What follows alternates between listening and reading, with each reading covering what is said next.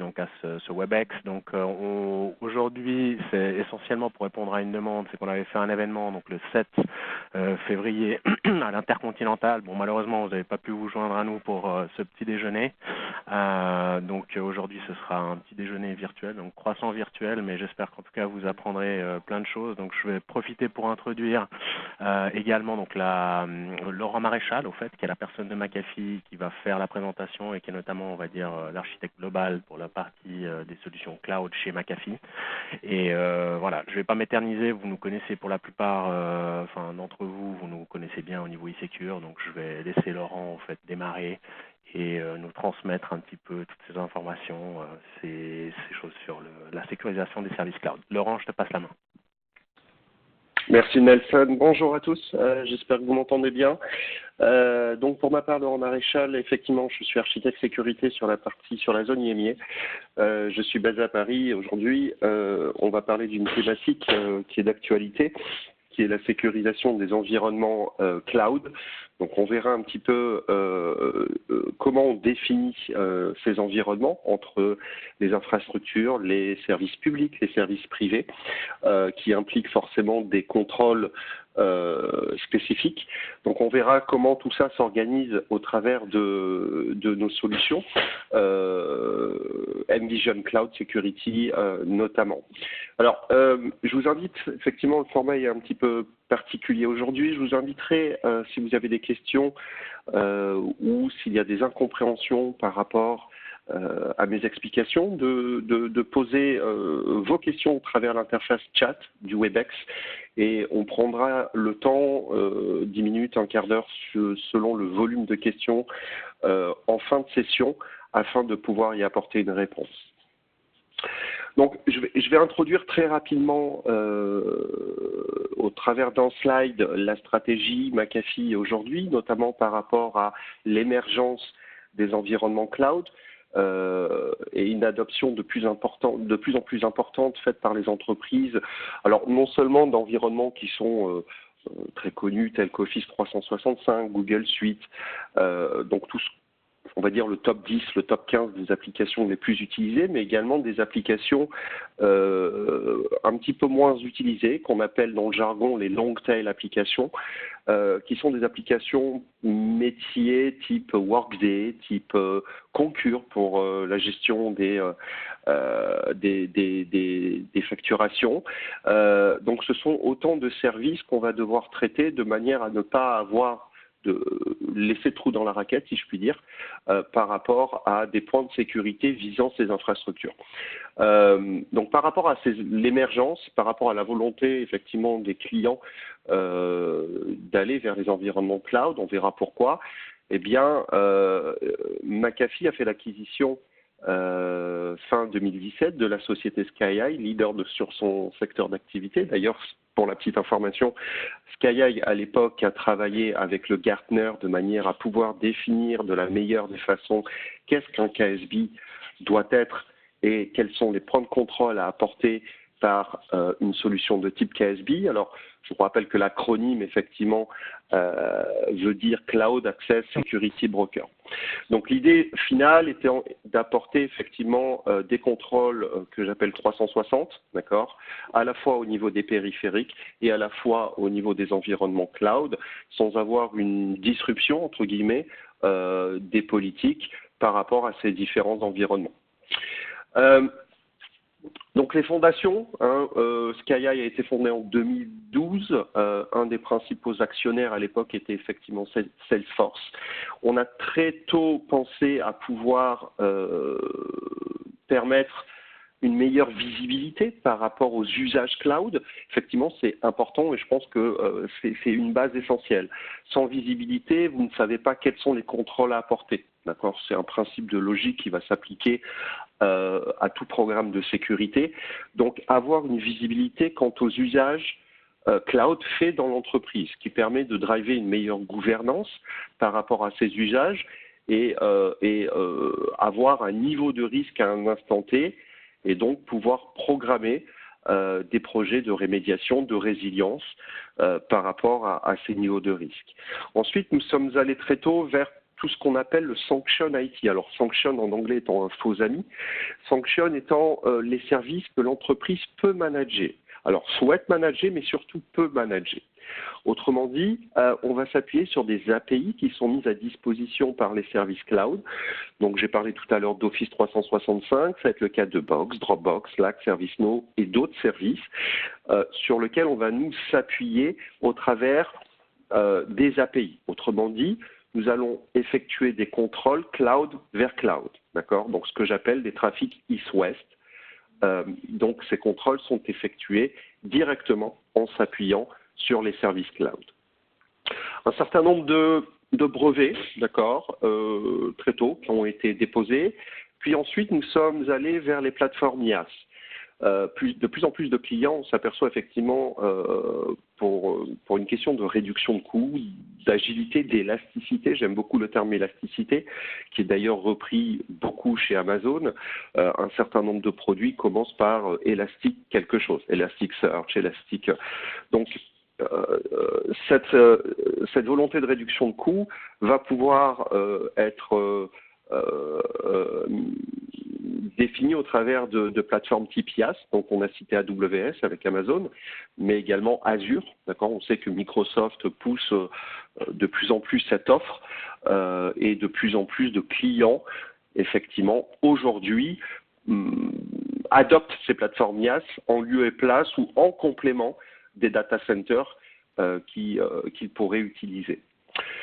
Les premiers Gartner, d'accord, donc c'est toujours intéressant en termes de maturité, en termes de crédibilité, de pouvoir être considéré comme le leader sur un type de technologie et l'acquisition qui a été faite par McAfee. Alors j'ai l'habitude de dire que la seule ou un des éléments fondateurs d'un leadership va être l'innovation. D'accord, donc effectivement, on continue d'innover et notamment au travers du programme que l'on nomme le KSB Connect.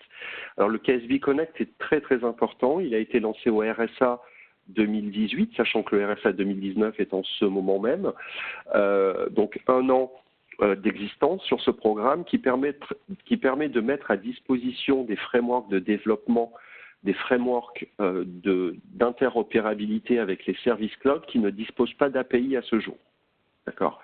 Donc, la vieille école étant de faire de l'API vers API, c'est-à-dire pouvoir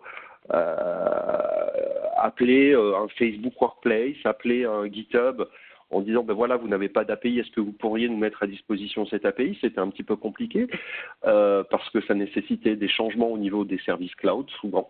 Donc, les cloud providers étaient un petit peu réfractaires à pouvoir répondre positivement à nos demandes.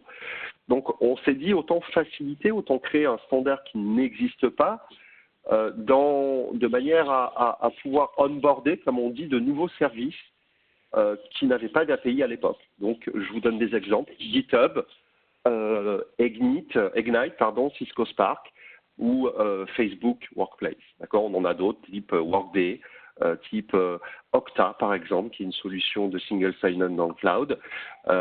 Donc, pour permettre à ces services cloud de créer une API, eh bien, nous avons fourni ce SDK. Donc, ce que l'on dit, c'est qu'avec ce framework, qui va être fourni uniquement aux services cloud providers, en quelques heures, sans modification de leur service, sans ligne de code, ils sont capables de créer leur propre API. Et donc, derrière, nous serons capables de pouvoir nous appuyer dessus de manière à appliquer des contrôles.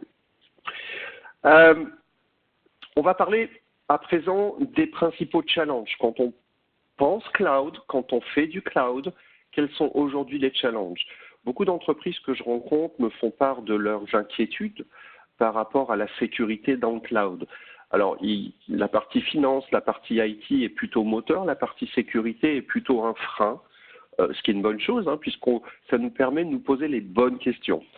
Donc, quels sont aujourd'hui les principaux challenges? Il faut savoir que d'ici 2020, donc l'année prochaine, le Gartner estime que 95% des manquements ou des menaces d'un point de vue sécurité dans le cloud sera de la faute des usagers, des entreprises.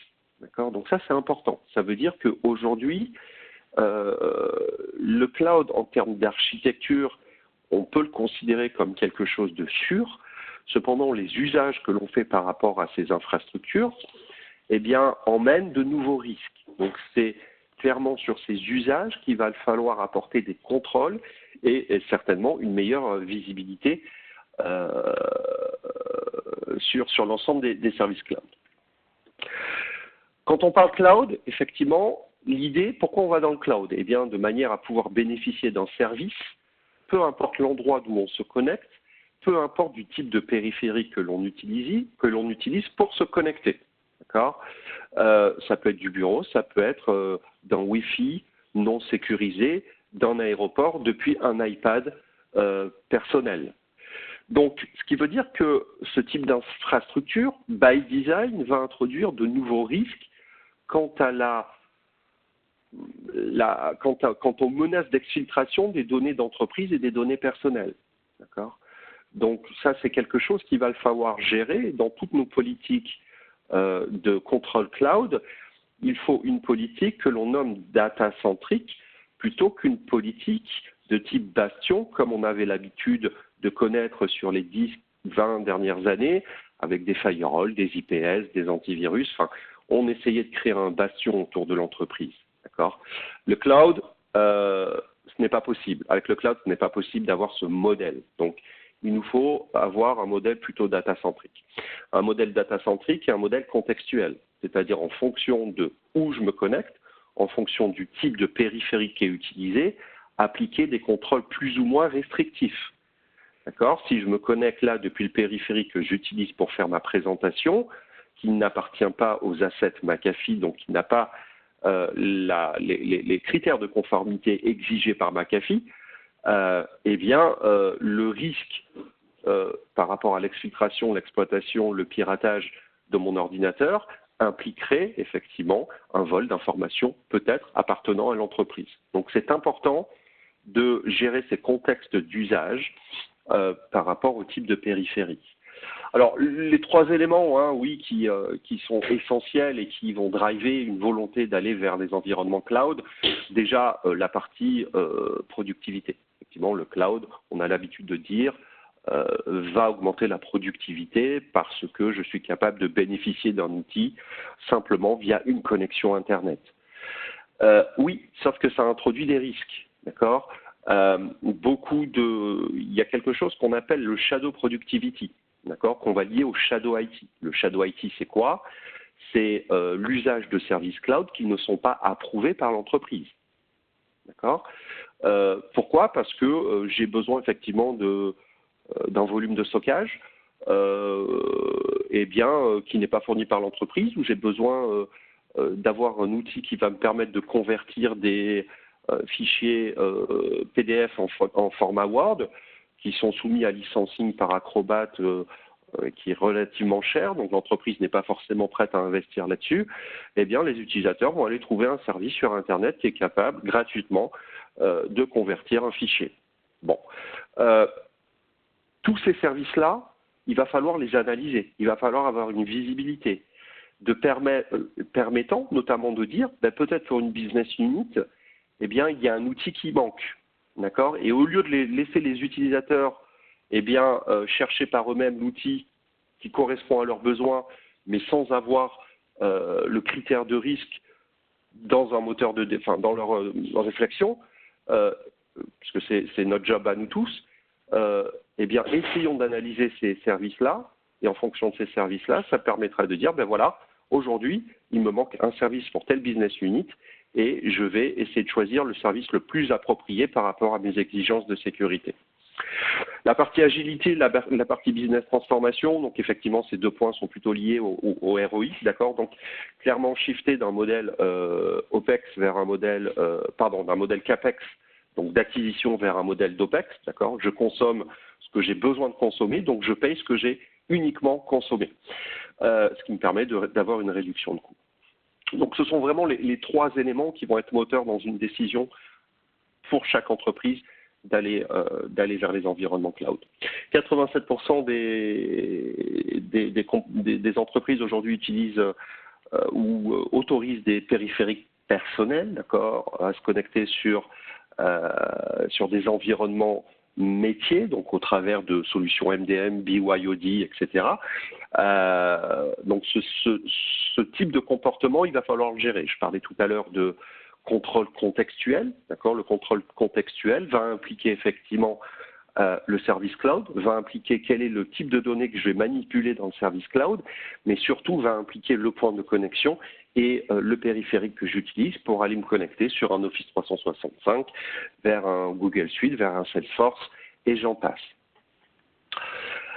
Ce que l'on dit aujourd'hui, c'est que 50% du trafic est cloud, d'accord. Donc, si je reprends un petit peu l'exemple du bastion que j'ai cité tout à l'heure, le bastion est à considérer comme du trafic nord-sud. Donc, on se protégeait, on mettait une barrière de manière à éviter les attaques depuis le nord et de manière également à éviter que n'importe quelle donnée depuis le sud, autrement dit l'entreprise, puisse sortir vers des environnements non managés. D'accord, je parlais de firewall, je parlais de DLP on-premise, tout un ensemble de technologies qui permettaient de contrôler, de créer une frontière entre le monde de l'entreprise et le monde de l'Internet. Pour tout ce qui est cloud, eh bien c'est très différent, d'accord. Quand une donnée est créée dans le cloud, ça arrive très très souvent, eh bien elle ne va pas passer par ces contrôles existants, d'accord. Donc à un moment, il va falloir trouver un autre type de technologie, un autre type de contrôle, de manière à voir, contrôler, remédier un risque par rapport à une donnée qui est directement connectée dans le cloud. Ensuite, ces données communiquent entre elles, entre différents clouds. On a l'habitude de dire que derrière un cloud, il y a un cloud. D'accord. Je vous donne un exemple. Alors malheureusement, je ne peux pas vous le démontrer là puisqu'on est en remote, mais c'est quelque chose que je fais relativement souvent j'ai la chance de vous rencontrer physiquement. Eh bien, je viens avec ma petite boîte Alexa qui est connectée entre mon environnement professionnel d'Office 365 et mon Google Drive personnel, et je demande à Alexa d'aller copier mes données entre mon Office 365 et mon Google Drive. D'accord, en quelques minutes, au bout de quelques minutes, le temps de prendre un café, Alexa me prévient effectivement que toutes les données ont été copiées. Donc on est vraiment sur du transactionnel cloud à cloud, et là il faut trouver une solution puisque c'est clairement aujourd'hui un vecteur de menace prioritaire à traiter quand on pense cloud. Le modèle de maturité est important à comprendre. Donc ce modèle, je pense que vous l'avez déjà peut-être vu quelque part dans d'autres présentations ou par rapport à vos recherches. Donc aujourd'hui, quand on parle cloud, on va retrouver globalement 3 grands types de typologies. La typologie IaaS, Infrastructure as a Service, donc Azure, Amazon par exemple. Le PaaS, alors le PaaS c'est un petit peu moins utilisé par les entreprises parce qu'il est beaucoup moins flexible. D'accord. Un PaaS va être un Docker, va être un environnement qui a un middleware, qui a un framework qui est défini, d'accord, qui ne peut pas être modifié, et tous mes développements devront s'appuyer sur ce middleware. Ça peut être du Java, ça peut être d'autres middleware. Donc IBM, par exemple, fait beaucoup du PaaS, d'accord. Mais souvent, les clients préfèrent aller vers un modèle IaaS qui offre beaucoup plus de flexibilité, de pouvoir créer des VPC ou des réseaux virtuels dans l'infrastructure. Donc, grosso modo, un data center virtuel. Et toute la partie qui, en général, les clients commencent par là. On parle beaucoup d'Office 365 comme étant le SaaS le plus utilisé, ce qui est pas tout à fait vrai, parce qu'Office 365 est une suite d'applications SaaS, d'accord. C'est un environnement qui comporte une dizaine d'applications SaaS. Google Suite, c'est la même chose, d'accord. Vous allez retrouver du G-Drive, du Gmail, du Google Teams, etc., etc. Donc, par rapport à l'ensemble de ces modèles-là, eh bien, le cloud provider va vous laisser la main sur des possibilités de configuration. Donc, le SaaS est le plus restrictif puisqu'on vous autorise simplement, pratiquement, à utiliser l'application en tant que telle. Vous êtes tout à fait également, dans certains cas, vous avez la possibilité de gérer également les mécanismes d'authentification, rajouter une authentification multifacteur, faire du single sign-on, etc. Plus vous allez descendre vers les modèles PaaS, IaaS, plus vous allez avoir une flexibilité par rapport à des modifications sur le réseau, des modifications sur les ports à ouvrir par rapport à une application que vous allez hoster sur une plateforme IaaS, d'accord? Nous avons des clients aujourd'hui, une grande banque notamment, qui va hoster sur de l'AWS 7000 applications privées, d'accord, des applications bancaires. Donc là, un développeur qui souhaite faire du remote office et donc se connecter plus facilement va ouvrir le port sur une application pour faire son update. Bon, est-ce que vous avez pu le voir en quelques secondes? Est-ce que vous avez pu être averti en quelques secondes? Est-ce qu'une solution a pu remédier à ce risque d'ouvrir le port 22 en SSH en worldwide sur une application bancaire? On l'a déjà vu, d'accord? Donc ça, c'est des choses qui font partie effectivement de ce que l'on est capable de faire avec la solution Envision Cloud. Alors, on a parlé tout à l'heure de Sanction, d'accord? Donc les applications que vous êtes capable, que l'entreprise est capable via des solutions de type KSB de manager. On verra les use cases tout à l'heure. Mais il y a également le Unsanction. Le Unsanction étant les applications qui tombent sous le domaine du Shadow IT, c'est-à-dire les applications qui ne sont pas managées par l'entreprise, mais utilisées par les utilisateurs finaux. Je parlais tout à l'heure des outils de conversion PDF vers Word, type pdfsplit.com, par exemple. Donc ça fait partie des choses à traiter en priorité. Pourquoi? Parce que elles vont permettre une meilleure éducation, une hygiène informatique améliorée, de manière à driver les usages par rapport aux applications cloud faites par les utilisateurs. Et enfin, la partie Sanction IaaS, donc le Sanction IaaS, au même titre que le Sanction SaaS, sont les infrastructures as a service que l'entreprise va être capable de manager. Donc aujourd'hui, on va en manager 3, qui sont les 3 plus grosses, autrement dit AWS, Microsoft Azure et GCP pour Google Cloud Platform. On va prendre en compte l'ensemble des utilisateurs, l'ensemble des périphériques et l'ensemble des réseaux de manière à créer, encore une fois, des contrôles contextuels par rapport au type de données qui va être manipulé sur ces différents environnements. D'accord?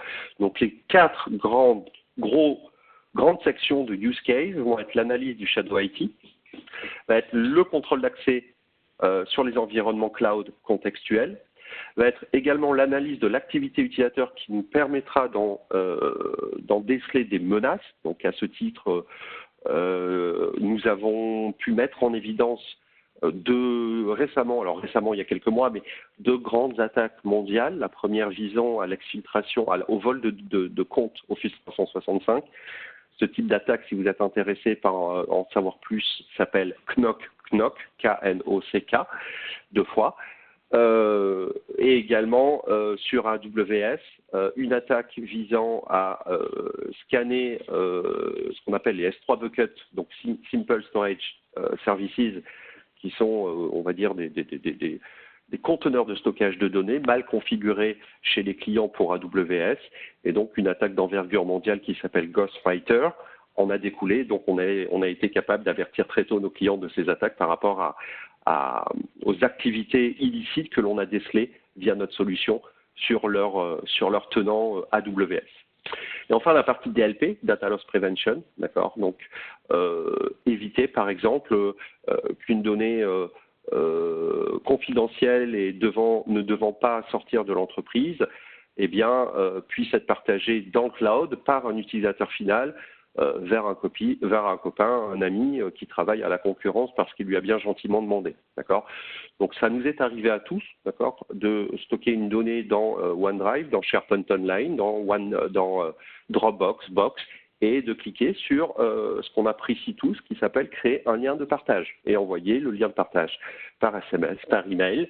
Et donc, ça va sortir du contexte de visibilité de l'entreprise dès lors qu'on continue à penser protection sud-nord. D'accord? Donc ça, c'est des choses qu'il va falloir analyser et peut-être également bloquer. Alors, on va passer maintenant sur la partie sécurisation des environnements managés par l'entreprise et je vais commencer par vous présenter effectivement l'architecture préconisée par le Gartner. D'accord? Donc, on ne va pas prendre chacune des briques.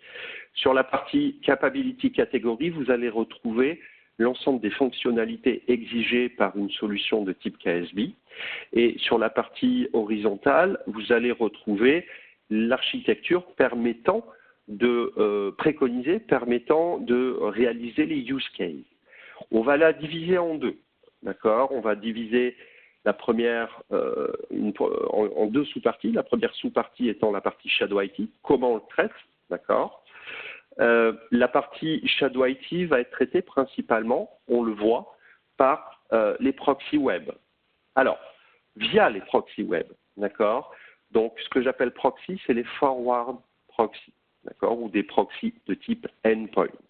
Donc, vous allez avoir, par exemple, du McAfee en forward proxy, vous allez retrouver du Blue Code, vous allez retrouver du Zscaler, etc. Ça ne veut pas dire que ces produits-là sont capables de réaliser des analyses Shadow IT. Mais ça veut simplement dire que les informations qui vont nous permettre de réaliser des analyses Shadow IT proviennent des logs de ces éléments, de ces proxys existants. Autrement dit, nous allons nous appuyer sur des infrastructures existantes de manière à mettre en lumière les risques par rapport aux usages cloud. Donc on verra tout à l'heure, en nous connectant sur une console live, qu'est-ce que ça peut vous apporter et comment très rapidement je suis capable de focusser sur le vrai risque à un instant T. Et ensuite, la partie Sanction App. Alors, l'idée, c'est d'avoir tout en vert, d'accord? Donc, si on regarde un petit peu comment on serait capable de pouvoir traiter de l'ensemble des use cases de type KSB tels que préconisés par le Gartner, eh bien, il nous faut deux approches. Une première approche qui est basée sur du reverse proxy et une approche qui est basée sur des API. Alors, on verra un petit peu plus tard pourquoi, mais globalement, le reverse proxy va nous permettre de réaliser les contrôles d'accès sans avoir à déployer quoi que ce soit au niveau des postes de travail. Donc ça, c'est extrêmement important. Nous avons l'habitude de dire, en anglais, il faut rester, pardonnez-moi, mais frictionless. D'accord? Frictionless veut dire, quand on pense cloud, quand on fait du cloud, arrêtons de penser agent supplémentaire à installer sur un poste. D'autant plus qu'on arrive sur une hétérogénéité, je parlais du BIOT tout à l'heure, du type de périphérique, ce qui impliquerait un type de client par rapport à un OS en particulier. Non, il faut sortir de ce modèle-là. Donc, essayons d'apporter des contrôles sans nécessité d'avoir à installer quoi que ce soit de supplémentaire au niveau du poste de travail. Restons dans le cloud, pensons cloud. Et les API vont nous permettre effectivement de faire tout ce qui est activity monitoring, donc récupérer les informations quant aux usages, en déceler les menaces et appliquer effectivement des contrôles de type, par exemple, DLP, au niveau de l'environnement cloud. Donc ces deux modèles ne doivent pas s'opposer. Souvent, effectivement, j'ai entendu parfois que le modèle reverse ou le modèle API était mieux que l'autre. Non, c'est surtout à ne pas faire. Il faut ces deux modèles clairement complémentaires qu'il faut utiliser de manière à pouvoir traiter de l'ensemble des use cases. D'accord? Alors, pourquoi ils sont complémentaires?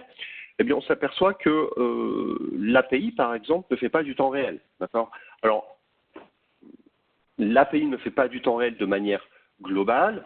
Vous allez voir qu'on a un brevet qui nous permet de faire du temps réel, par exemple, pour Office 365, pour toutes les actions de collaboration. Rappelez-vous tout à l'heure, le fait de cliquer sur un lien de partage ou de créer un lien de partage par rapport à une donnée confidentielle qui est stockée dans OneDrive ou dans SharePoint Online, eh bien ça, je suis capable de le bloquer en temps réel. Donc ça, depuis quelques années déjà, c'est une innovation mVision Cloud. Par contre, sur toute la partie, par exemple, appliquée de une politique de DRM, de mise en quarantaine, de suppression de données, eh bien, il y a des SLA qui sont inhérents au modèle de l'API. Donc, le job pour nous va être de réduire au maximum ces SLA. Donc, globalement, on est à peu près sur 30 secondes entre le moment où une donnée est créée dans l'environnement cloud et au moment où on va être capable de l'analyser, d'apporter éventuellement des règles de protection. Par contre, l'API va être intéressante pour tout ce qui est données stockées, créées dans le cloud, d'accord, et va être également intéressante pour être en mesure de dire je supporte tout ce qui est client lourd utilisant les Certificate PIN Apps. Un Certificate PIN App, c'est quoi? C'est une application de synchronisation principalement, type le client lourd OneDrive qui vient nativement depuis Windows 10, me semble-t-il, sauf que ce client lourd intègre des certificats qui sont hard-codés.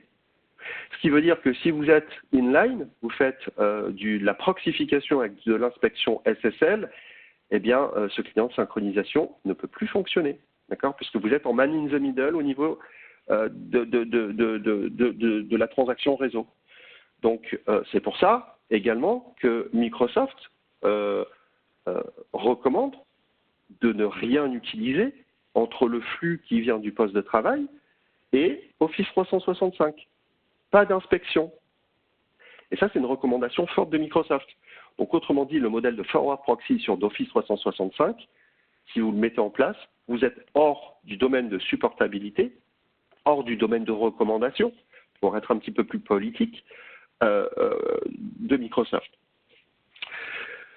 Le modèle de reverse proxy, lui, va être intéressant parce qu'il est temps réel. Il est temps réel, mais comme il est inline, eh bien, toutes les données qui sont créées directement dans le cloud ne pourront pas être traitées par rapport à ce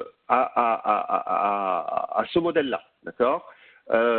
Ensuite, comme je l'ai dit tout à l'heure, dès lors que vous êtes inline, eh bien, vous aurez un problème de synchronisation d'usage par rapport à vos applications lourdes de synchronisation pour lesquelles vous avez un certificat qui est stocké. Donc, c'est pour ça que la partie reverse proxy, on va l'utiliser principalement non pas pour faire du DLP, mais plutôt pour faire du contrôle d'accès. Et la partie DLP et la partie Activity Monitoring va être traitée par le modèle API. Donc, c'est pour ça que je dis que en plein accord avec le slide précédent, les architectures recommandées par le Gartner, que ces modèles sont clairement aujourd'hui complémentaires. C'est ces deux modèles qu'il faudra utiliser de manière à avoir une politique efficiente visant à sécuriser les environnements cloud. Alors, sur les points de contrôle API, vous allez retrouver au travers de la solution Envision Cloud deux API, deux modèles d'API. L'un qui s'appelle le Skylink, d'accord, qui est du near real time, autrement dit avec des SLA de l'ordre de 30 secondes de manière à apporter un contrôle, d'accord, sur une donnée, une règle de rémédiation sur une donnée, et vous allez retrouver le Lightning Link qui est lui du real time. Donc là, on est vraiment sur du temps réel avec des SLA de 0, qui permet de dire, ben voilà, si je suis une banque A, un de mes collaborateurs essaye de créer un lien de partage ou vers un utilisateur appartenant à la banque B, il sera bloqué et je serai averti et l'utilisateur recevra une notification par mail lui expliquant qu'il vient de réaliser une action illicite et ça permet également de renforcer l'éducation par rapport aux usages cloud. L'API permet également d'analyser la configuration d'un environnement IaaS. Autrement dit, un environnement IaaS qui comporte plusieurs workloads, autrement dit des objets, d'accord, ça peut être des VDI, des machines virtuelles, ça peut être des brins réseau virtuels, eh bien on va analyser leur configuration par rapport à des standards de conformité type CIS level 1, CIS level 2, et mettre en exergue les failles que l'on a trouvées sur ces environnements virtuels. Ça va être un S3 bucket avec des ACL publics, accessibles par tout un chacun dès lors qu'il a une connexion réseau. À ce propos, quand j'ai fait une analyse chez un client il y a quelques mois, je ne peux pas vous citer le nom pour des raisons de confidentialité évidentes, une compagnie aérienne mondiale, eh bien j'ai retrouvé en accès libre sur leur plateforme AWS des enregistrements de webcam de piste, avec les gens qui travaillent sur les moteurs, etc. Donc d'un point de vue sûreté aérienne, on peut mieux faire. Donc on verra ça tout à l'heure. Sur la partie proxy, donc on va traiter, comme je vous l'ai dit tout à l'heure, principalement du contrôle d'accès, d'accord.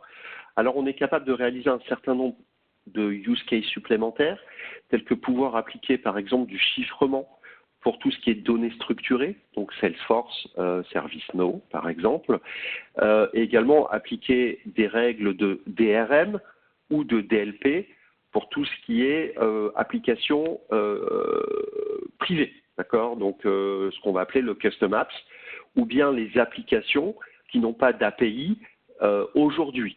D'accord. Je parlais, rappelez-vous tout à l'heure, du KSB Connect qui vise à rendre APIisable presque n'importe quelle application SaaS. Oui, mais c'est encore une fois de la bonne volonté du service cloud de pouvoir entrer dans ce programme.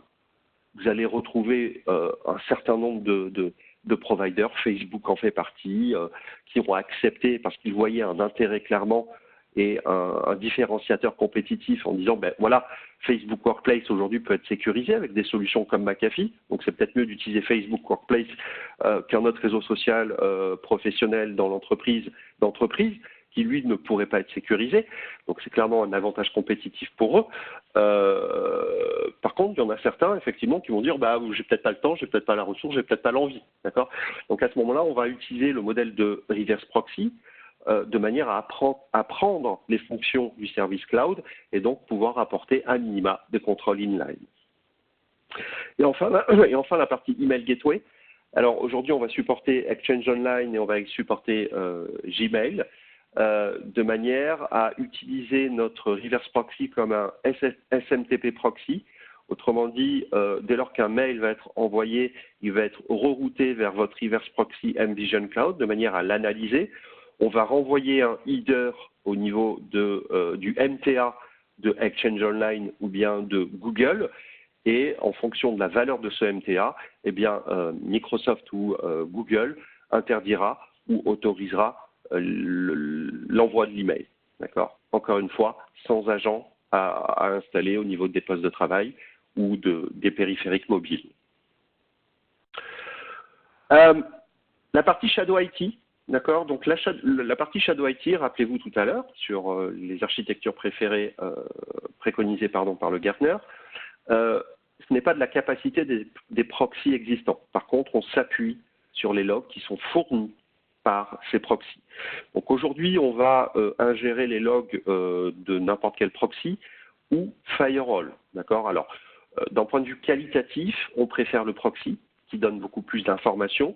On est capable de faire du firewall next-gen également, donc on va récupérer les informations. Ce qu'il faut éviter, c'est les firewall IP-based, d'accord, qui donnent très peu d'informations. Aujourd'hui, n'importe quelle entreprise a du proxy. Donc on va s'appuyer sur ces logs de manière à mettre en évidence déjà une cartographie de l'ensemble des services cloud utilisés par l'entreprise et de mettre en évidence pour cette cartographie des métriques de risque de 1 à 10 en fonction de plus de 50 attributs que l'on détecte et donc qui eux, sont pas détectables par les proxys. Ce qui va être important, c'est que dès lors que j'ai mis en évidence des services cloud à risque, eh bien, c'est de pouvoir procéder à la rémédiation de ce risque.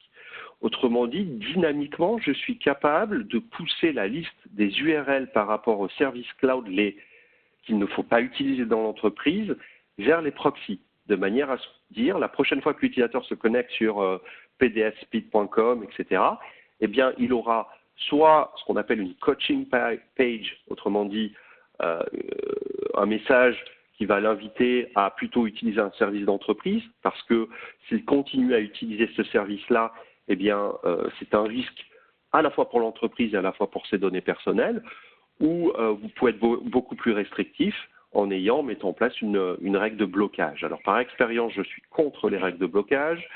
Pourquoi? Parce que il est de nature humaine à, surtout pour les Européens, dès lors que je suis bloqué, je vais essayer de trouver un service supplémentaire, différent, qui m'offre le même type de service. Donc, c'est toujours mieux d'éduquer. L'éducation permet de faire savoir à l'utilisateur que l'entreprise sait ce qu'il est en train de faire. Donc, il y a très peu de chances qu'il continue ces actions qui vont à l'encontre de la politique de sécurité de l'entreprise. Au niveau des intégrations, avec les infrastructures existantes de l'entreprise, eh bien, on va s'appuyer sur un petit logiciel à installer dans l'entreprise, pas sur les postes de travail, mais au niveau du réseau de l'entreprise, qui s'appelle le Ground Link ou l'Enterprise Connector, qui permet de faire le lien entre l'infrastructure existante et notre environnement mVision Cloud. Alors, ça va être utile principalement pour les connexions vers vos directories, vers vos annuaires d'entreprise. Il est toujours important, il peut être intéressant de vous dire, ben voilà, je vais appliquer une règle DLP pour un type de données si c'est l'utilisateur X qui se connecte à Office 365 et lui-même appartenant à la business unit VIP, HR, engineering, etc. D'accord, ça peut être intéressant. Donc de ce fait, il va falloir être capable de détecter que pour telle adresse email qui se connecte sur Office 365, eh bien, le compte utilisateur appartient au tel groupe Active Directory.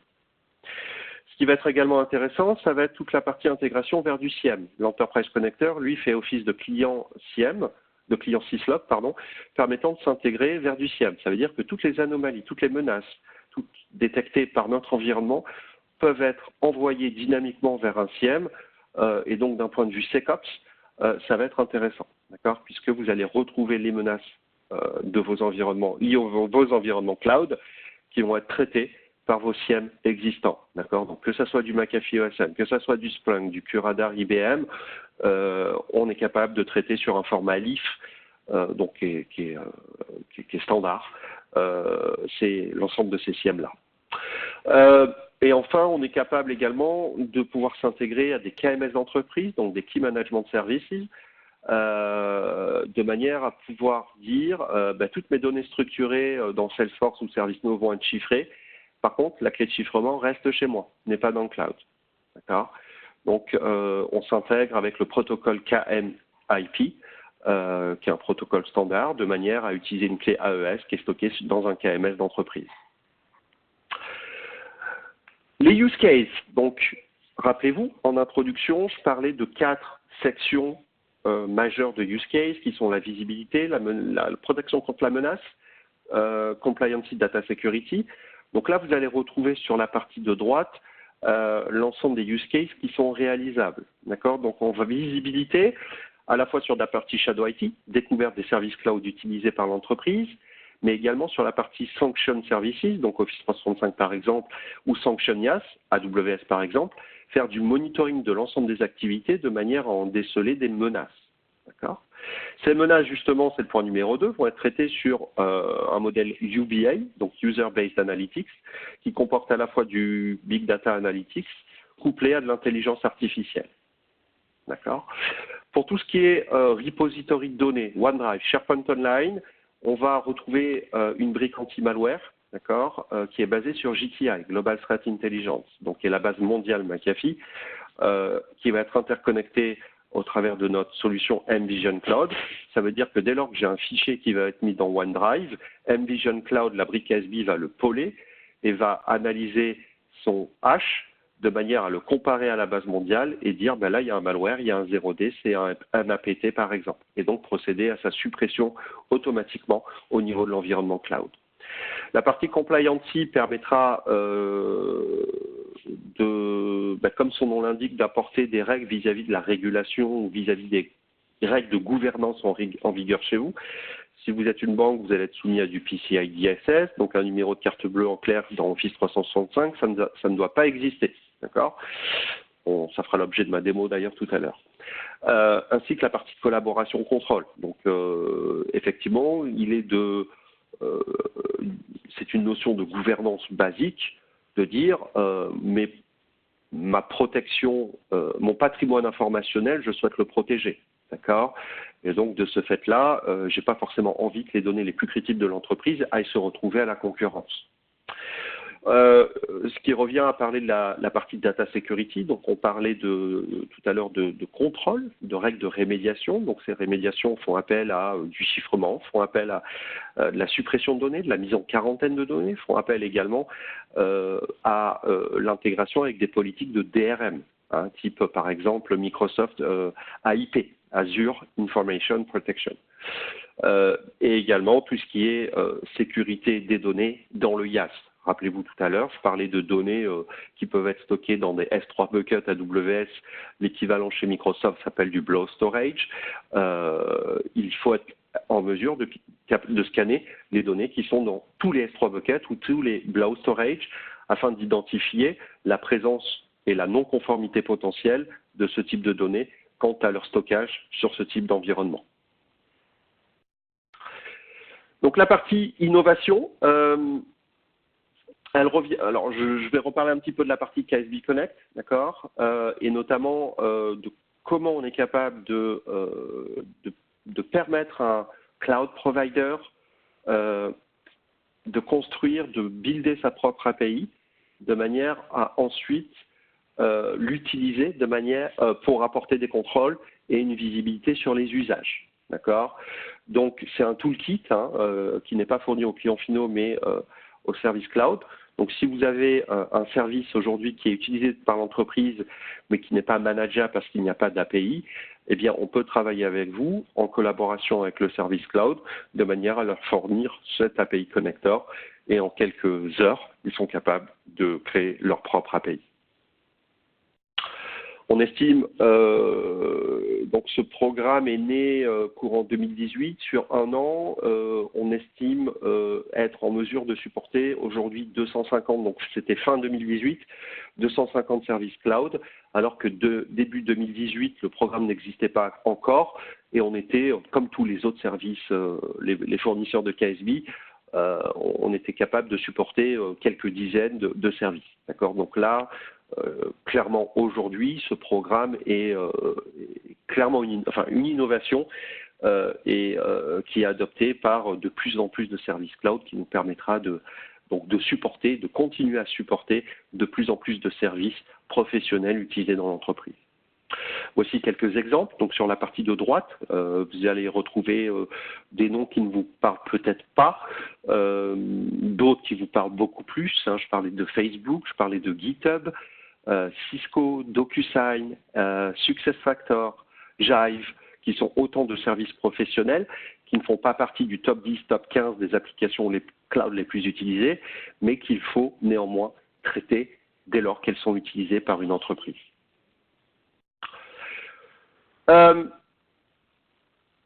D'un point de vue offre, donc vous allez retrouver McAfee, alors SkyEye étant l'ancien nom, d'accord, le nouveau nom c'est purement du marketing nominatif, s'appelle Envision Cloud. Donc j'ai reçu plusieurs questions dans le passé, est-ce que vous avez deux produits, SkyEye et Envision? Non, c'est le même produit, d'accord, c'est simplement que pour une question d'homogénéisation, de compréhension au niveau de l'ensemble du portfolio McAfee, chaque produit commence par la dénomination Envision. Donc SkyEye est devenu Envision Cloud.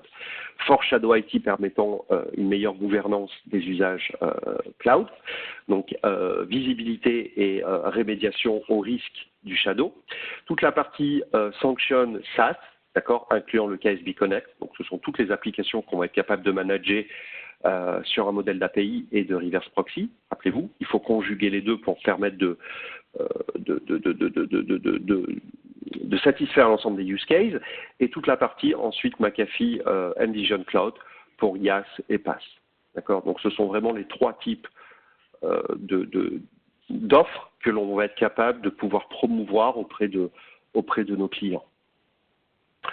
En termes de data center, bon, c'est toujours important de dire que quand on parle cloud, eh bien, il y a un moment, il faut parler de la sécurité des data centers qui vont servir à hoster nos solutions. Donc, on va retrouver, eh bien, pour les clients européens, un data center qui est à Francfort, d'accord. Et on va retrouver, alors les data centers sont ce qu'on appelle chez nous les super POP. Les super POP sont l'élément qui va traiter, analyser la donnée, appliquer des règles de contrôle, etc. Ensuite, vous allez retrouver des POP. Les POP sont les reverse proxy. Donc là, vous allez en retrouver plusieurs, notamment en Allemagne également et en Hollande, pour tout ce qui est super POP, pour tout ce qui est POP européen. Donc les reverse proxy européens. Et puis en worldwide, eh bien, on va retrouver un certain nombre d'endroits où vous allez avoir des POP, et le super POP sur la brique nord-américaine va être évidemment aux États-Unis. Mais j'insiste sur le fait que les clients européens, alors ça c'est intéressant par rapport aux notions de GDPR, par rapport aux notions de je ne veux pas forcément tomber sous la houlette du Privacy Act américain. Donc, c'est pour ça qu'on a décidé donc ça a 1 an, un petit peu plus d'1 an, de créer, d'avoir notre propre data center européen pour tous les clients européens.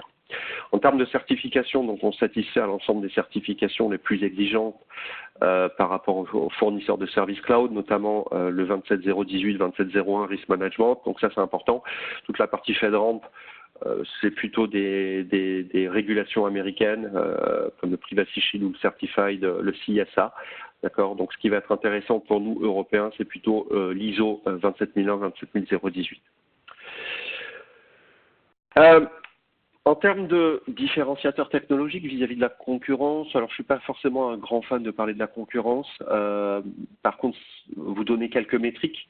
Donc aujourd'hui, nous processons par rapport à nos clients 2 milliards d'événements par jour. C'est important. Donc on a cette capacité à être scalable, d'accord, donc de pouvoir, à la demande, pouvoir monter, diminuer nos ressources. Bah oui, on est une solution cloud, nous aussi.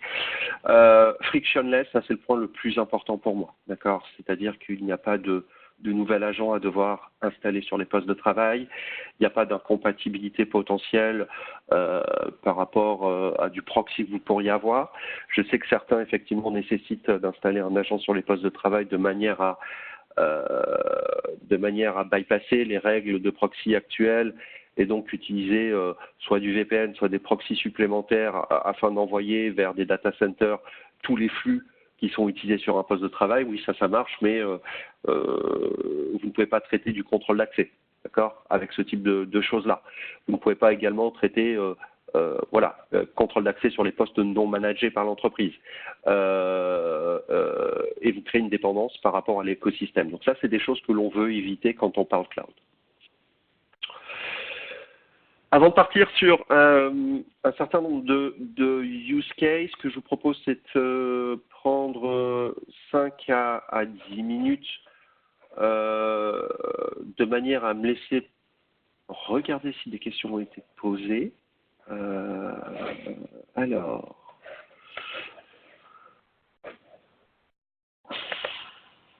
ou peut-être que je laisse Nelson poser les questions, lire le contenu du chat. Alors, Est-ce qu'on a des choses? J'en ai pas vu. Moi, j'en ai pas vu. Si jamais. Alors, j'ai essayé de regarder s'il y avait des choses particulièrement. En tout cas, je vois pas s'il y a des choses publiques qui ont été. Alors, en tout cas, ça n'a pas été posté de manière publique. Moi, je vois rien. S'il n'y a pas de questions, je vais laisser une deuxième opportunité de pouvoir poser des questions. Vous êtes normalement si jamais pour les gens, voilà, pour les gens qui sont mutés, si jamais en fait, et puis qui se sont connectés par la ligne téléphonique, pour ceux qui sont connectés par voie sur IP par le client normal, vous pouvez vous unmuter vous-même en cliquant bouton droit sur votre utilisateur et en faisant unmute. Et autrement, pour ceux qui se sont connectés par téléphone, il faut faire étoile 6. Si jamais, étoile 6 pour se démuter, s'il y a des questions, s'il y a des gens qui veulent intervenir maintenant.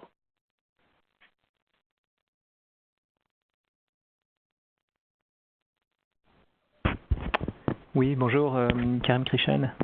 J'avais une question. Oui, bonjour. Voilà, bonjour. Merci pour la présentation. J'avais une question justement par rapport à ce frictionless et le fait qu'on n'a pas besoin d'agents. Comment est-ce que la solution donc de McAfee traite le cas, le use case où l'utilisateur donc est sur son laptop corporate, rentre à la maison, se connecte sur son Wi-Fi à la maison et du coup ne passe pas par le proxy et donc peut finalement accéder à tous les services cloud. Est-ce que ce use case est traité d'une manière ou d'une autre? Oui, il va être traité justement par la partie reverse proxy notamment, en prenant en compte le fait que l'utilisateur n'est pas managé, surfe depuis un Wi-Fi personnel. Et donc ça, on va pouvoir l'analyser. Ça fait partie justement de la démonstration qui va suivre, la première que je vais réaliser. Depuis, vous montrer la différence et quels sont les types de contrôles que je peux réaliser pour un poste qui est managé par l'entreprise, mais qui sert depuis un réseau non managé, ou bien un poste non managé de l'entreprise qui essaye de connecter sur un service cloud public managé lui-même par l'entreprise. Parfait, très bien, merci. Alors je me réjouis de la démo. Est-ce qu'il y a d'autres questions auxquelles je pourrais répondre?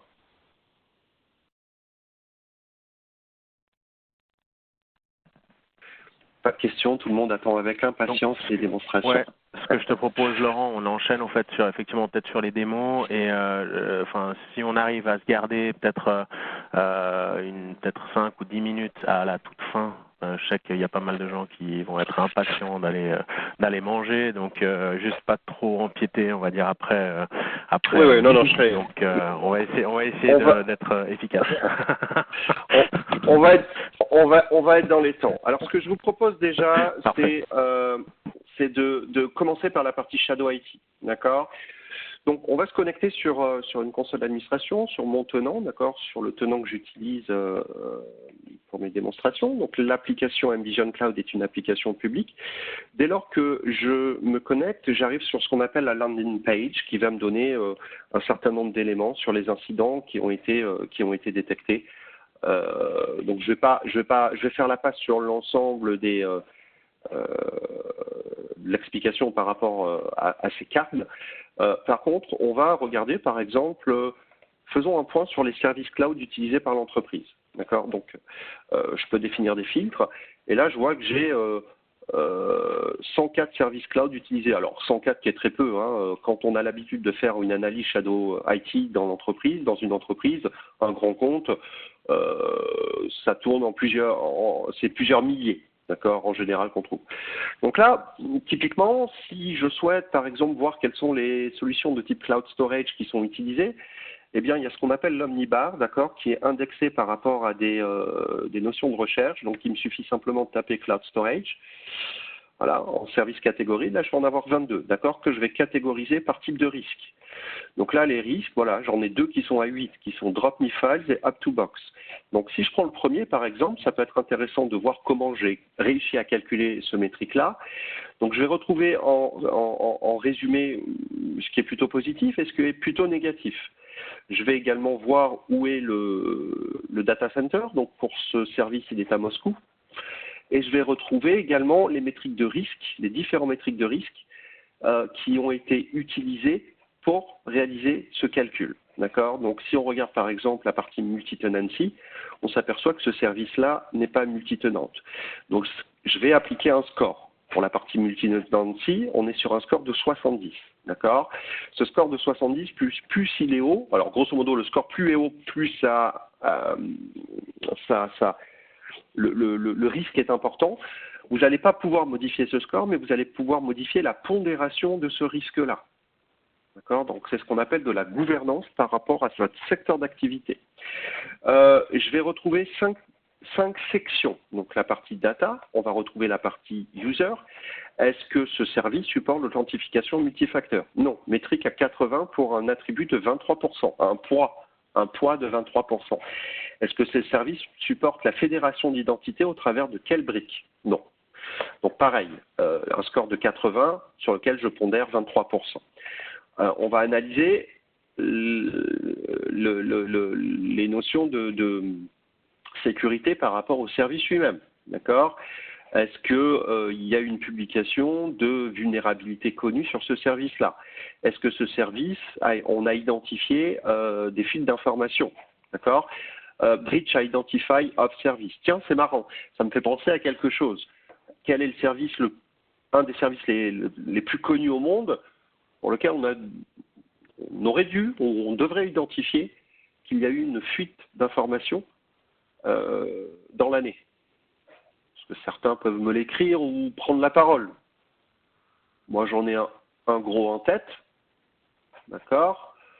Donc, si je le cherche, si quelqu'un peut me donner service ou je le cherche moi-même, personne.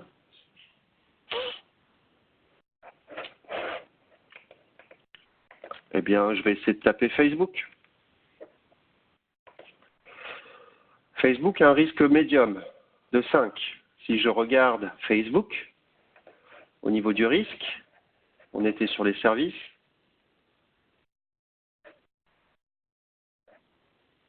Oula, effectivement, on s'aperçoit que Facebook est utilisé comme source de menace par rapport au Darknet. Sur la partie Breach Identify pour service, eh oui, on a détecté effectivement des données qui ont été exfiltrées qui date de 3 mois à 1 an. Eh bien, rappelez-vous, Cambridge Analytica. D'accord. Donc, revenons sur les services utilisés dans l'entreprise. Revenons sur le service avec le plus haut niveau de risque. Rappelez-vous, le 8. Je vais aller le rechercher. Voilà. Et donc, on était, et donc on était sur du cloud storage. Donc, c'était Drop Me Files. Donc, revenons sur Drop Me Files. Analysons les. Alors, l'usage a été fait au-delà de la date du 5 avril 2018, d'accord? Donc, ça peut être intéressant plutôt de voir. Ce service n'a pas été réutilisé, ce qui est une bonne chose. Mais ce qui peut être intéressant de voir, c'est que ce service-là, avant qu'il soit bloqué potentiellement parce que j'ai pu détecter son usage, eh bien, le proxy autorisait la communication. D'accord? Et si je regarde, par exemple, les types de cloud storage qui sont les plus utilisés par l'entreprise, de type high risk, de type medium risk, donc 1, 2, 3, 4, 5, 6, 7, 8, 9, d'accord? Donc 7, 8, 9 sont les hauts risques, les medium 4, 5, 6, medium risk, eh bien on s'aperçoit qu'on en a 20. Si on regarde maintenant ceux qui sont le plus utilisés par rapport au volume d'upload de données, d'accord? Bon, là, visiblement, j'en ai pas beaucoup, mais c'est comme ça qu'on va être capable de driver eh bien, la gouvernance. D'accord? Là, si je regarde qui est le plus utilisé dans l'entreprise, eh bien, tiens, Microsoft Office 365, je vais retrouver également du Box, d'accord, du Google Drive. Donc, ce qui me fait penser à la chose suivante. Tiens, ça veut dire peut-être que je dois mettre à disposition des utilisateurs un service qui permettrait d'outiller leurs besoins. Eh bien, pour ce faire, je vais essayer de comparer les 3 premiers services. D'accord? Donc, si je compare les 3 premiers services, eh bien, par rapport à mes métriques de risque, d'accord, ça me permet de dire, d'avoir une aide décisionnelle sur qu'est-ce qui est le plus approprié pour mon entreprise. Donc ça correspond à ce que je vous ai montré par rapport à l'ensemble des métriques qu'on va être capable d'analyser. Donc ça, c'est notre intelligence, d'accord, qui s'occupe de faire ça. Par contre, le poids, j'ai dit tout à l'heure, vous allez pouvoir le modifier, ce qui est le cas. Donc comment je vais être capable de modifier le poids? Simplement aller dans la partie risk management. Et là, vous allez, si on regarde la partie legal, si on regarde la partie business, tiens, le GDPR, c'est important pour moi. Donc, je vais apporter un poids supplémentaire. D'accord? Et par rapport à ce poids supplémentaire, dès lors que je sauvegarde eh bien, ces nouveaux critères de risque, eh bien, il va recalculer les métriques de risque par rapport à l'ensemble des services cloud qui ont été détectés comme étant utilisés par les utilisateurs finaux. D'accord? Donc là, on est sur la partie Shadow IT. Ensuite, sur la partie réduction du risque, eh bien, je vais pouvoir m'intégrer avec les proxys existants. D'accord? Donc, je vais cliquer sur Proxy Management. Pardon, excusez-moi. Firewall Proxy dans la brique intégration. J'ai cliqué trop vite. Et là, je vais pouvoir définir quel est mon proxy d'entreprise de manière à pousser automatiquement pour Blue Coat, pour McAfee, pour Panorama et pour Zscaler, eh bien, ce qu'on appelle les services groupes, d'accord? Et à quoi correspond un service groupe? Eh bien, je vais vous le montrer tout de suite. Si je veux identifier, par exemple, quels sont les services à interdire, donc au risque, service cloud à interdire, je vais sélectionner eh bien, l'attribut qui m'intéresse. Donc, ça va être par exemple, est-ce que ce service est conforme au GDPR, d'accord? Ou est-ce qu'il ne l'est pas? Autrement dit, est-ce qu'il comporte un risque fort ou médium? Et est-ce que ce service est de type, par exemple, qu'est-ce qu'on pourrait utiliser en catégorie cloud storage? D'accord? Donc là, je vais retrouver, ou content sharing, voilà. Donc là, on est clairement sur un service cloud qui permet de partager de l'information, mais qui n'est absolument pas conforme vis-à-vis des exigences du GDPR. Alors, à partir de là, j'applique une règle. Donc j'applique cette règle de filtrage, donc, qui va analyser tous les services cloud que j'ai pu détecter en cours d'usage ou en cours d'utilisation par les utilisateurs finaux. Et au bout de quelques secondes, je vais bénéficier d'une liste. D'accord?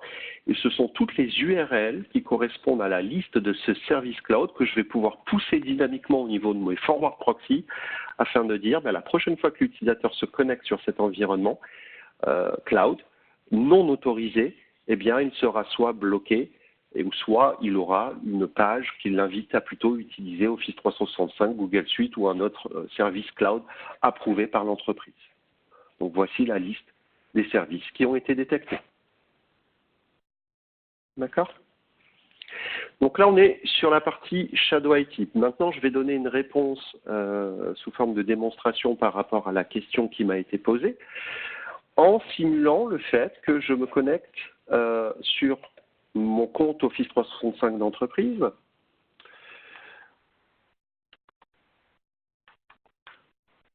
D'accord? Donc là, je suis sur mon compte d'entreprise. Depuis un poste qui est non managé, d'accord? Donc considérez que ce poste est absolument non managé. Eh bien, dès lors que je me connecte, il faut que ce compte soit fédéré par une solution de single sign-on, d'accord? Donc aujourd'hui, nous supportons pratiquement toutes les solutions dès lors qu'elles sont conformes à SAML v2 ou SAML v1.1. Autrement dit, WSFed, donc c'est le cas de Okta, c'est le cas d'ADFS, c'est le cas de Ping Logging, Ping Federate, OneLogging, etc. Donc allons-y. Et là, dès lors que je vais cliquer sur Sign In, regardez bien deux choses. Je vous inviterai à regarder l'URL et je vous inviterai à regarder le pop-up qui va s'afficher à l'écran. Donc j'ai un premier pop-up et regardez déjà l'URL. L'URL n'est plus portaloffice.com. L'URL correspond à une URL qui est l'URL de notre reverse proxy. Et notre reverse proxy, comme j'ai forcé la redirection post-authentification single sign-on à aller vers le reverse proxy, je suis en capacité, puisque c'est le reverse proxy mVision Cloud, d'appliquer des règles de détection contextuelle. Autrement dit, le browser va me demander de fournir un certificat qui correspond au certificat de l'entreprise. D'accord? Si ce certificat n'est pas présent au niveau du poste managé par l'entreprise, autrement dit, le poste n'est pas managé par l'entreprise, donc je vais cliquer sur Cancel. J'ai un message qui me dit que je ne suis pas authentifié. Par contre, l'expérience utilisateur au premier abord dans Office 365 reste la même. Je ne suis pas bloqué. J'arrive à accéder à Office 365. D'accord? Cependant, si j'essaye par exemple d'aller vers mon OneDrive d'entreprise et de télécharger une donnée, tiens, un Do Not Disclose, un fichier internal only, essayons de le télécharger sur le poste, de manière à l'envoyer ou de le stocker sur mon NAS de la maison, le fichier a été bloqué. Et j'ai absolument rien qui tourne sur mon poste de travail. Donc ça, c'est le cas d'usage typique, prioritaire. Pourquoi? Parce que la maîtrise des contrôles d'accès sur les applications cloud SaaS publiques est un élément de fuite d'information qui est extrêmement important, prioritairement à gérer. D'accord? Faisons la même chose depuis un poste managé. Donc, on va se déconnecter pour éviter tout problème de cookies avec le browser et on va se reloguer.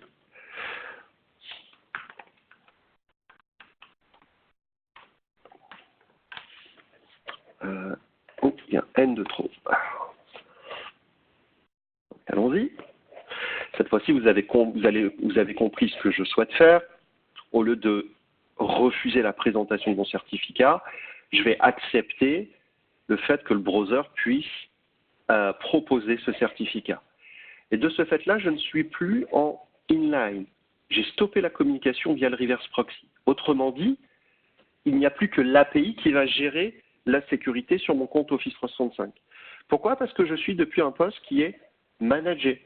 Et donc, de ce fait-là, si je refais la même opération avec le fichier qui s'appelle internal only doc, on s'aperçoit que ce fichier peut être ouvert. D'accord? Voilà, voilà comment je suis capable de gérer les contrôles d'accès contextuels depuis des postes non managés, se connectant sur une application cloud publique, mais gérée par l'entreprise. Deuxième chose, d'un point de vue conformité cette fois-ci, essayons par exemple,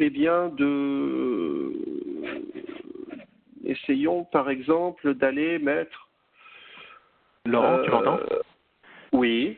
J'ai juste une petite question par rapport à ça. Ça veut dire que les gens en fait qui seraient en mode complètement, on va dire, déconnecté, pas sur un poste, on va dire corporate, pourraient pas du tout voir l'information, ou il y aurait quand même possibilité qu'ils la voient cette info, mais pas qu'ils la sortent? Alors l'information, elle peut être vue en online. Par exemple, si je clique en online, je peux avoir accès à l'information. On garde cette expérience utilisateur, c'est-à-dire qu'en gros tu vois l'info, mais tu peux pas la sortir, au fait, c'est ça, hein? Voilà. Par contre, je ne veux pas la télécharger sur le poste de travail et je ne veux pas, par exemple, copier un lien public. Si je clique sur Copy Link, là, on s'aperçoit que ça va prendre du temps, je vais avoir un petit message d'erreur. D'accord? Et ce message-là, cette tentative, si je me connecte sur ma console d'administration, et si je regarde les incidents, donc Policy Incident, en sélectionnant le service qui m'intéresse, d'accord, donc OneDrive par exemple, on s'aperçoit qu'il y a eu une tentative de création d'un share link public dans OneDrive. L'utilisateur, il est là, et je vais retrouver également le nom du document. Parfait. Ok. Merci bien pour la précision. D'accord. Donc là, on est sur des politiques de type DLP, d'accord. Sur la partie également, vous allez voir tout à l'heure le document que j'ai uploadé, CCN Disrecord. Donc ça, c'est un précédent test que j'ai fait tout à l'heure avant de vous joindre. J'ai détecté que dans le fichier CCN, si on regarde effectivement CCN, on s'aperçoit, si on l'ouvre sur le poste de travail, que je vais retrouver des numéros de carte bleue. D'accord. Donc l'idée, elle est où? L'idée, elle est de dire, je vais définir des politiques DLP pour les services cloud sanction, donc maîtrisés par l'entreprise. Si je regarde du OneDrive, par exemple, eh bien, on s'aperçoit que la politique qui est ici, elle est de dire la chose suivante. Donc, je travaille sur un modèle d'API, d'accord. J'identifie toutes les données de type financière, carte de crédit. Donc, on a un certain nombre de données, cryptocurrency même, les bitcoins, qu'on peut identifier, des informations comme European Personal Identity, d'accord. Donc, on a un certain nombre d'informations par défaut. Vous êtes également en capacité de créer vos propres expressions régulières. Et dès lors qu'une donnée est détectée comme ayant été uploadée sur les services OneDrive et SharePoint Online, je pourrais extrapoler vers Yammer, vers Workday, Box, etc. Donc c'est là où c'est intéressant, via une seule et même politique, une seule et même console, de pouvoir adresser plusieurs types de services cloud. Dans ce cas-là, je vais mettre le fichier en quarantaine. D'accord. Donc si je reviens, eh bien, on s'aperçoit que le fichier, tiens, il a été modifié, je ne change pas le nom, mais je change l'extension. Et si j'essaye d'accéder même online au niveau de ce fichier a été mis en quarantaine. Donc si je reviens maintenant sur mes incidents, normalement, je devrais retrouver cet incident qui devrait apparaître.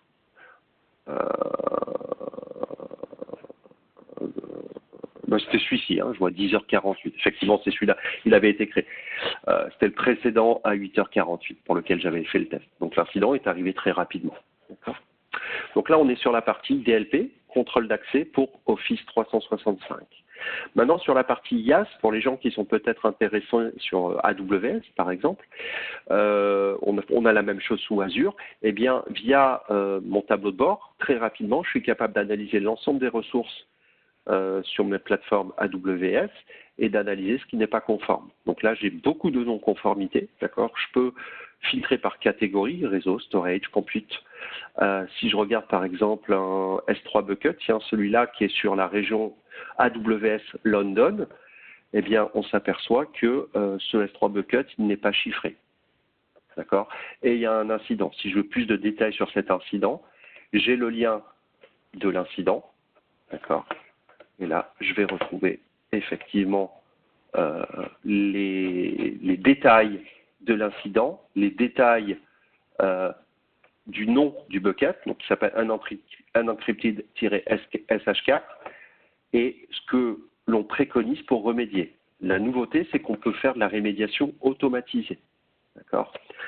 Donc, je ne veux pas rentrer trop loin dans la technique, mais on utilise des capacités natives AWS, FNS, SQS, Short Notification System Service, Short Queuing Services, de manière à appliquer un lambda script, d'accord, un script d'exécution qui va supprimer, par exemple, en quelques secondes, ce S3 bucket dans AWS qui n'est pas conforme. OK. Alors, peut-être juste, Laurent, avant que tu enchaînes, on va bien sûr continuer et finir, on va dire, la démo et puis répondre encore à quelques questions. Mais pour les gens qui doivent nous quitter, au fait, à 12 heures, à 12 heures pile, sachez, si vous avez des questions, si vous voulez, au fait, aborder les choses de manière plus précise, vous pouvez vous rapprocher directement, au fait, de votre account manager, au fait, chez nous, puis on peut organiser des sessions, on va dire, un peu plus orientées sur vos besoins spécifiques. Hein. Donc là, on a couvert quand même quelques use cases, mais je veux dire, on n'arrive pas à couvrir l'ensemble de ce que fait SkyEye, maintenant Envision Cloud. Donc voilà, je vous invite effectivement, si vous avez vu des choses intéressantes et que vous souhaitez avoir plus de précision, à vous rapprocher, on va dire, de vos account managers respectifs ou de moi-même, donc pour qu'on planifie, on va dire, une session supplémentaire. Donc voilà, je te laisse continuer, Laurent. C'était juste pour que les gens, au fait, qui vont nous quitter, il y a la possibilité bien évidemment de pouvoir tester aussi la solution. J'ai bientôt terminé. Donc sur la partie All Services, User Activity, donc là, je vais avoir une visibilité sur l'ensemble des opérations à la fois user et administrateur par rapport à mes services, et je vais retrouver également les anomalies qui ont été détectées par rapport au profil de baselining de chaque utilisateur, d'accord, donc sur les 45 à 60 derniers jours, de manière à révéler les anomalies. Donc là, on est sur quelqu'un qui se connecte d'un endroit qui est plutôt étrange par rapport à son profil d'activité, d'accord. Mais je peux également filtrer sur n'importe quel service. L'ensemble des anomalies que l'on utilise, que l'on est capable de traiter, sont celles-ci. Pardon, excusez-moi, je vais vous les montrer. Voilà. Donc là, je vais retrouver tout ce qu'on est capable d'analyser, d'accord, les tentatives de brute force, ce qu'on appelle superhuman activity, ce qui nous a permis de détecter l'attaque mondiale knock-knock, d'accord. Donc on voit des gens se connecter un petit peu partout sur les mêmes comptes Office 365 pour faire du brute force et également des attaques par phishing. Donc on s'apercevait qu'il y avait plusieurs personnes connectées, Russie, Inde, Ukraine, etc. Donc les suppressions massives également, par exemple, si j'ai une suppression d'1 giga un dimanche, alors que pour le même utilisateur, j'ai détecté en moyenne 100 mégas par semaine, ça va lever une alerte, une anomalie qui peut être également envoyée sur votre SIEM, comme je l'ai dit tout à l'heure. Donc voilà, il faut rester dans les temps, il me reste 2 minutes de manière à pouvoir répondre. J'ai vu une question arriver qui est la suivante. Est-ce que l'analyse d'ALP peut s'appliquer sur des flux internes de type client Outlook Endpoint? La réponse est oui. La réponse est oui. On a une intégration entre l'idée de McAfee, c'est créer de la valeur par rapport non seulement aux produits, mais par rapport aux intégrations qu'on est capable de réaliser. Donc cette intégration elle permet d'appliquer une politique à la fois au niveau du endpoint et au niveau de l'environnement cloud, d'accord, au travers de la console McAfee EPO. On a un produit qui s'appelle DLP Endpoint. On a également des produits qui s'appellent DLP Network visant à permettre de faire du filtrage par rapport au contenu de la donnée en collaboration avec les web proxys via ICAP, d'accord. Et au niveau du client Outlook, effectivement, on a un client DLP avec un plugin pour Outlook qui permet d'avoir des règles de blocage ou des règles de demande de justification, sachant que les règles vont être synchronisées entre EPO et mVision Cloud. D'accord. Comment on synchronise, comment on intègre la solution mVision Cloud? Eh bien, tout simplement, vous allez retrouver dans la partie intégration quelque chose qui s'appelle McAfee, d'accord. Et là, vous allez retrouver effectivement vos connexions. Alors, mon serveur DLP est down, d'accord. Mon serveur, EPO, il n'est pas démarré, donc c'est tout à fait normal. Mais vous allez retrouver ici, effectivement, les comptes de service qui vont être utilisés de manière à pouvoir synchroniser la console EPO avec mVision Cloud. Donc, la réponse est oui. Il y avait une deuxième question. Par ailleurs, la solution Skype peut-elle remplacer le McAfee DLP Endpoint? Elle est complémentaire, d'accord. Elle est clairement complémentaire. Pourquoi? Parce que le DLP Endpoint va pouvoir traiter des flux web qui peuvent ne pas être des flux cloud. Je vais avoir un certain nombre de services qui ne sont pas des services cloud. mVision Cloud va traiter exclusivement en tant que solution KSB les environnements cloud. Mais je peux vous donner un exemple qui va être de se connecter sur un serveur FTP remote de manière à exfiltrer de la donnée depuis un poste managé par l'entreprise. Le serveur FTP ne fait pas partie d'un service cloud. Par contre, néanmoins, il va falloir le traiter. Donc c'est pour ça que je dis que ces deux solutions sont complémentaires. Et l'ensemble des incidents qui vont être générés, à la fois depuis mVision Cloud, c'est-à-dire ces incidents que je vous ai montrés sur cette console, peuvent être descendus vers la console EPO également. Donc, vous allez avoir une vue globale, ce qu'on appelle un single pane of glass, des incidents à la fois venant du endpoint et à la fois venant de la solution mVision Cloud. Donc j'espère avoir répondu. N'hésitez pas à prendre la parole en vous démutant également. Donc je suis pile poil à l'heure. Est-ce qu'il y a d'autres? Donc pour démuter, si jamais c'est étoile 6 ou unmute directement sur le client, je rappelle.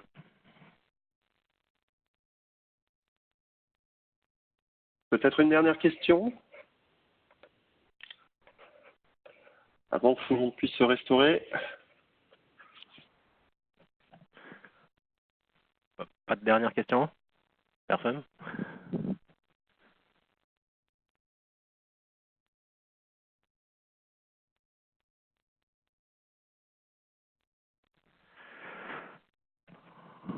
Bon, je te laisse le mot de la fin. Je vous remercie en tout cas pour ma part, avant de te repasser la main, de vous être connecté, d'avoir suivi cette présentation qui, dans les délais impartis, effectivement, c'est toujours un petit peu compliqué. On essaye de vous montrer les choses les plus importantes. En tout cas, on reste à votre disposition avec eSecure, de manière à aller un petit peu plus loin et vous assister dans votre réflexion cloud. Merci en tout cas à tout le monde. Je laisse Nelson le soin d'apporter le mot de la fin. Super, je te remercie encore une fois. Merci beaucoup, Laurent. Je pense que la présentation, enfin, en tout cas, je l'espère a plu, mais je pense qu'il y a pas mal d'informations très intéressantes. Je vous laisse encore une fois, en fait, nous redire, voilà, s'il y a des précisions, des choses que vous souhaiteriez avoir par rapport à des use cases qui vous sont propres, on les traite volontiers, on va dire, directement avec vous. Donc, rapprochez-vous, comme je vous disais tout à l'heure, des personnes qui gèrent, au fait, votre compte ou de moi-même. Donc, je suis bien évidemment aussi à disposition. Et puis, n'hésitez pas, si vous voulez une fois voir, on va dire, une démo aussi supplémentaire, redites-nous et on organise ça pour vous. Donc je vous remercie encore une fois aussi de votre présence et puis au plaisir de vous retrouver lors d'un de nos prochains événements ou lors d'un de nos prochains WebEx. Merci à tous et puis excellent appétit et à la prochaine. Merci. Merci, au revoir. Au revoir.